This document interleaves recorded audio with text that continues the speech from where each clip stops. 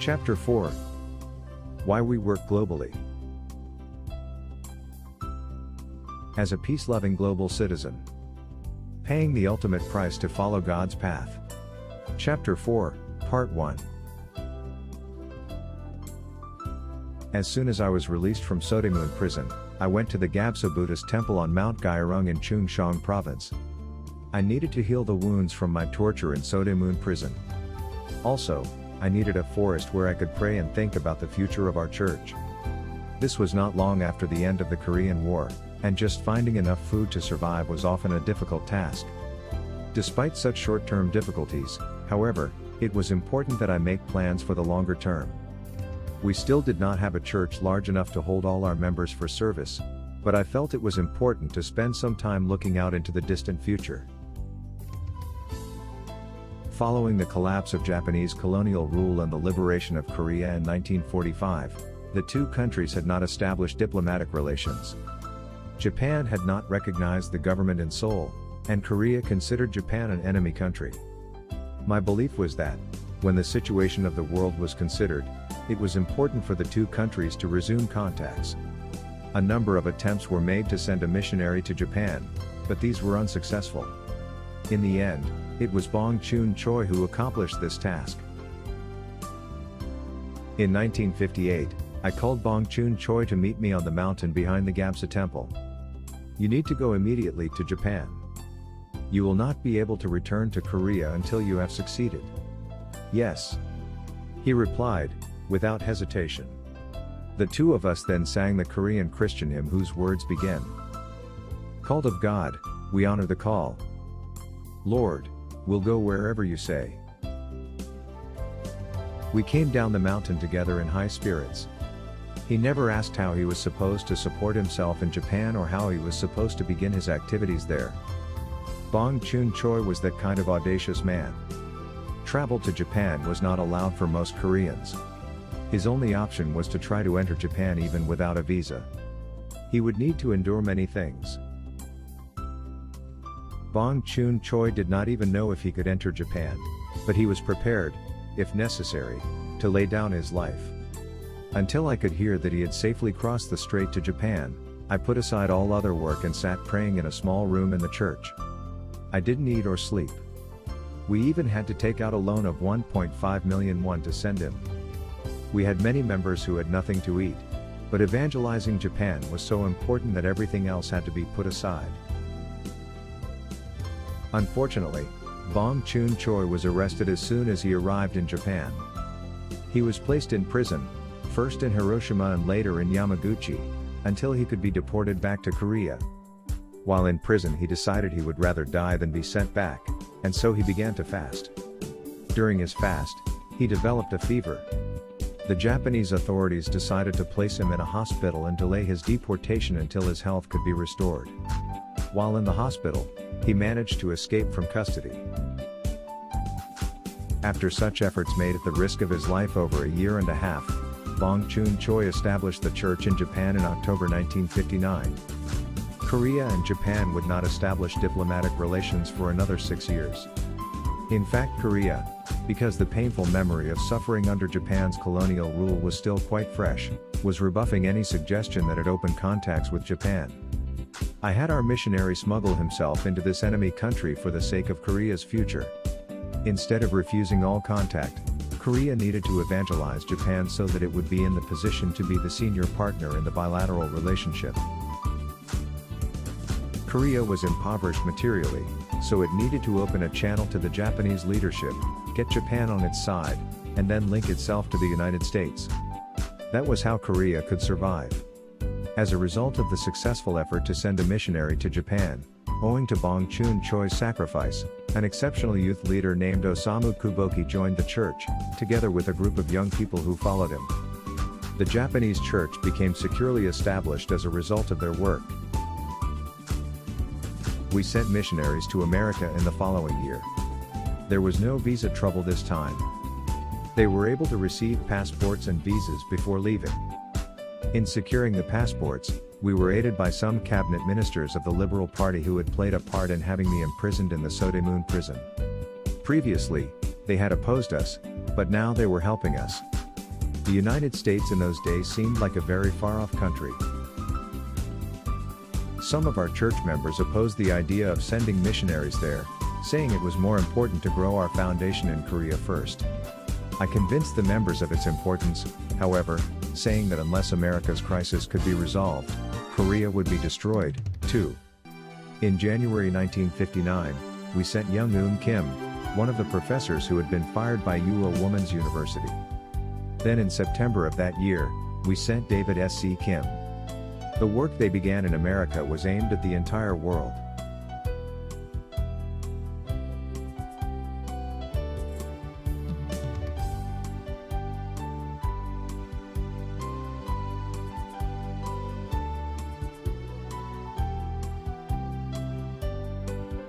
As a peace-loving global citizen. Money earned honorably, used prayerfully. Chapter 4, Part 2. Funds accumulated through business operations are sacred. For business profits to be sacred, however, it is important not to lie or to take excessive profit. When conducting business, we must always be honest, and we must never take a profit of more than 30%. Money earned in this honorable manner must, of course, be spent prayerfully. It must be spent with a clear purpose and intent. This is the principle of business management that I have promoted throughout my life. I believe the purpose of business is not simply to make money. It is also to support the missionary work, which is the work of God. One reason I worked to create funds for missionary work through business was that I did not want to take money from our members for this purpose. No matter how lofty the purpose might be, sending missionaries overseas could not be accomplished just by wishing it. It required funds. These funds should be earned in the name of the church. Funds for missionary work had to be earned in an honorable way. Only then could we be proud of everything we did. As I looked at various options for making money, postage stamps caught my eye. In those days, I was suggesting to members that they write to each other at least 3 times a month. Mailing a letter cost 41, but I suggested that they not simply place one 41 stamp on their letters. Instead, I suggested they use 41 1 stamps. We took the canceled postage stamps from these letters, sold them, and managed to make 1,000,001 in the first year. Seeing that used postage stamps, which seemed insignificant, could bring in big money, the members continued this work for 7 years.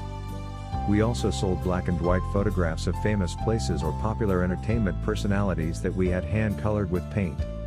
This business also contributed significantly to the operation of our church activities. As the church grew, postage stamps and painted photographs were no longer enough to generate the funds we needed for our missionary work. We needed to take our business to a higher level if we were to send missionaries all over the world.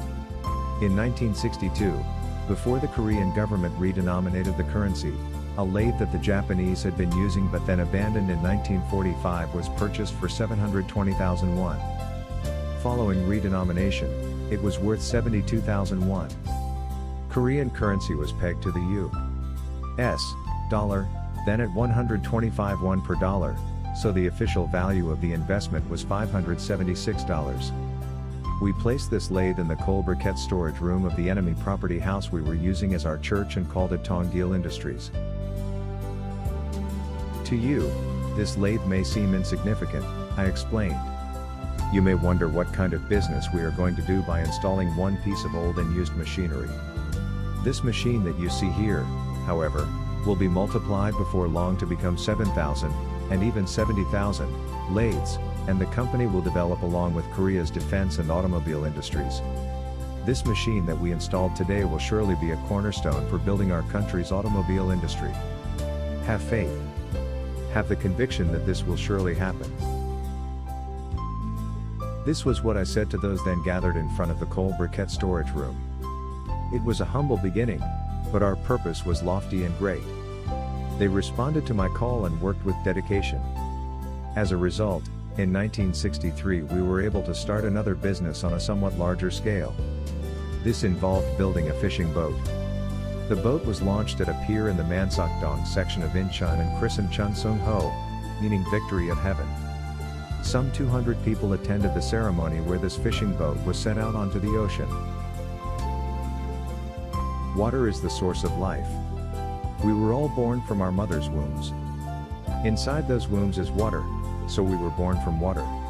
I launched the boat with the belief that, in a similar way to how we receive life from water, we need to go out onto the ocean and pass through a series of trials there in order to become capable of surviving the trials we will face on land. Chun Sung Ho was an exceptional boat. It sailed throughout the Yellow Sea and caught many fish. The reaction of many, though, was that we had enough to do on land and that there was no need for us to be going out onto the ocean and catching fish. I sensed, however, that the world was about to enter an oceanic era. The launching of Chun Sung Ho was a small, but precious, first step in opening that era. I was already picturing in my mind the vast ocean with boats larger and faster than Chun Sung Ho.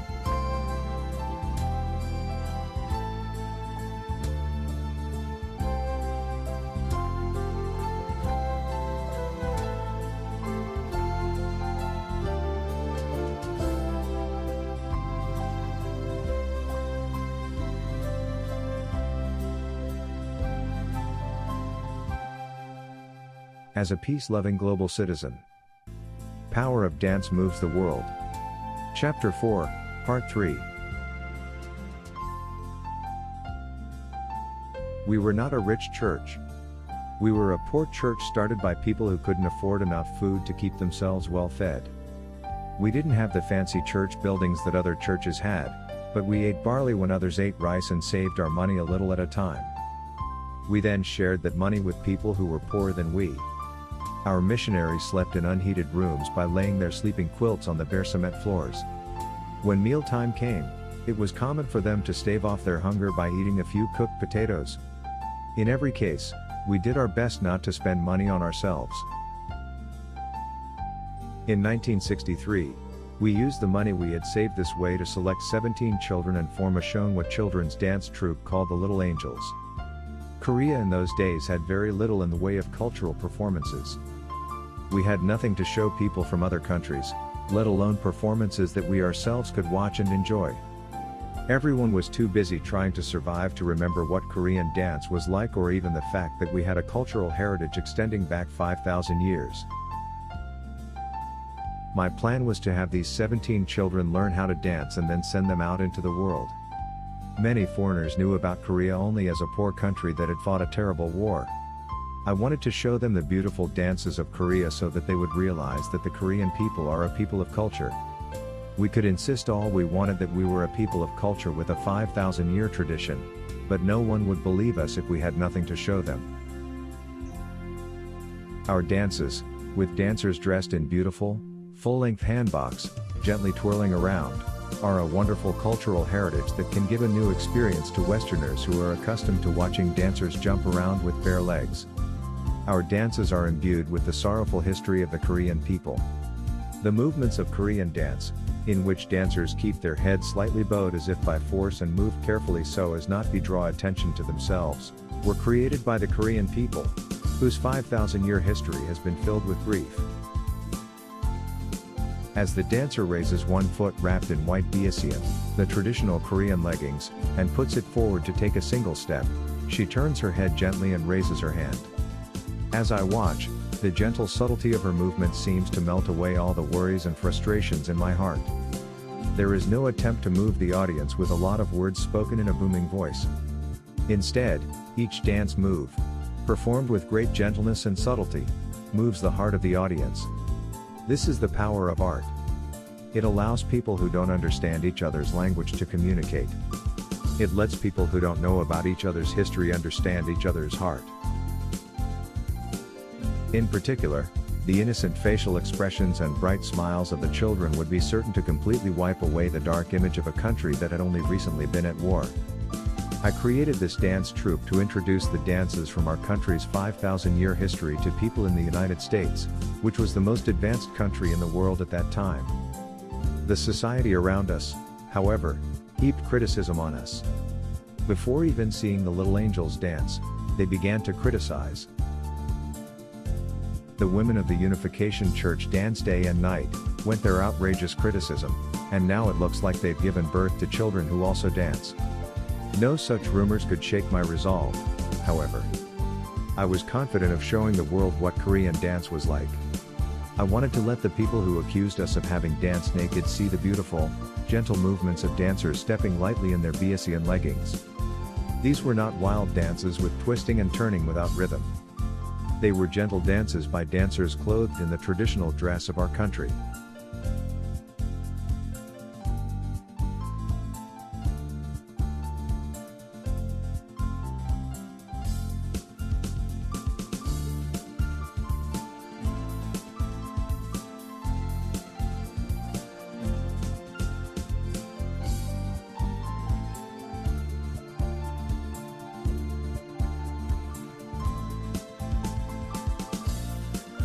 As a peace-loving global citizen, angels open a path through a dark forest. Chapter 4, Part 4. There are two things we must leave our descendants when we die. One is tradition, and the other is education.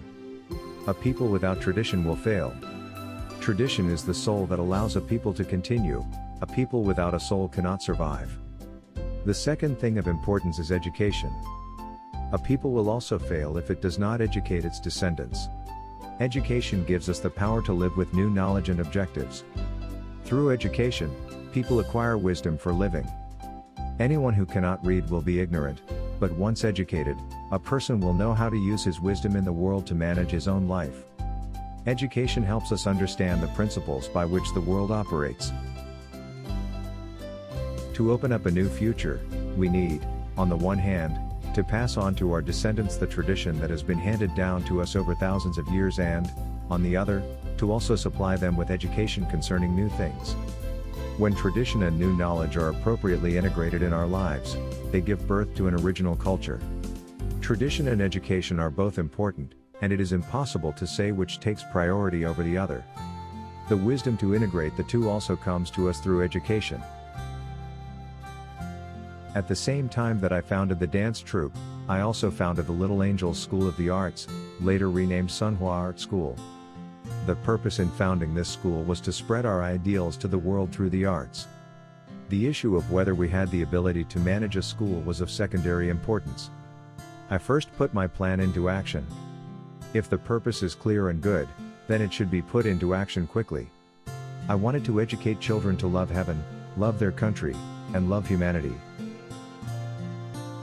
I wrote my motto for the school as a piece of calligraphy that said in Chinese characters, "Love heaven, love humanity, love country."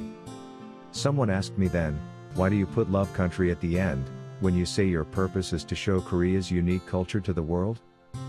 I answered him, saying, if a person loves heaven and loves humanity, he has already loved his country. Loving the country has already been accomplished in the process. If a Korean can cause the world to respect him, then he has already accomplished the purpose of letting the world know about Korea. The Little Angels went to many countries and demonstrated the excellence of Korean culture, but they never made any nationalistic claims about their country. The image of Korea as a country of great culture and tradition was planted deeply in the minds of the people who saw their performances and gave them their applause. In that sense, the Little Angels did more than anyone to publicize Korea to the world and practice love for their country.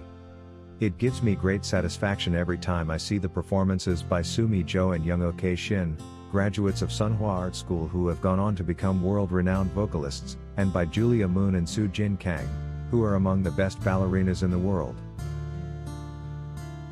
Since 1965, when they held their first overseas performance in the United States, the Little Angels have been introducing Korea's beautiful tradition all over the world. They were invited by the British royal family to perform in the presence of Queen Elizabeth II. They were invited to take part in the bicentennial celebration in the United States, where they performed at the John F. Kennedy Center for the Performing Arts. They gave a special performance for U.S. President Richard Nixon, and they took part in the Cultural and Performing Arts Festival that was part of the Seoul Olympic Games. The Little Angels are known around the world as cultural ambassadors for peace. The following is something that happened in 1990, when I visited Russia. The Little Angels gave a performance on the night before I was to leave Russia. after having met President Mikhail Gorbachev. Korea's little girls stood in the center of Moscow, the center of communism. After performing Korean dances dressed in their hanboks, the little angels sang Russian folk songs with their beautiful voices. Shouts of encore from the audience made it impossible for them to come off the stage. In the end, they completely exhausted their repertoire of songs. First Lady Raisa Gorbachev was seated in the audience. South Korea and Russia had not yet established diplomatic relations, and it was very unusual for the First Lady to attend a cultural performance from such a country. However, Mrs. Gorbachev sat in the front row and applauded enthusiastically throughout the program. After the performance, she came backstage and handed the troupe flowers. She repeatedly praised the greatness of Korean culture, saying, "The little angels are truly angels of peace. I did not know that South Korea had such beautiful traditional culture." During the entire performance, it was as if I was dreaming a dream about my own childhood. Mrs. Gorbachev embraced each member of the troupe and kissed them on the cheek, saying, "My little angels." In 1998, the Little Angels visited Pyongyang as the first purely private, non-governmental cultural exchange program and gave 3 performances there. They danced the cute little groom dance and the colorful fan dance. The eyes of the North Korean people watching the performance were filled with tears. The image of a woman sobbing uncontrollably was captured in the lens of a newspaper photographer. Yong Soon Kim, chairman of North Korea's Asia-Pacific Peace Commission, praised the Little Angels after their performance, saying, "They have opened a narrow path through the dark forest." That was exactly what the Little Angels had done. They demonstrated for the first time that Koreans from North and South, who had turned their backs on each other for such a long time, were capable of coming together in one place and watching each other's performances. People often think that politics moves the world, but that is not the case. It is culture and art that move the world. It is emotion, not reason, that strikes people in the innermost part of their hearts. When hearts change and are able to receive new things, ideologies and social regimes change as a result. The Little Angels did more than just advertise our traditional culture to the world. They created narrow paths between worlds completely different from each other. Each time I meet the Little Angels, I tell them, "You must have beautiful hearts to perform beautiful dances. You must have beautiful hearts to have beautiful faces. True beauty is a beauty that wells up from within us."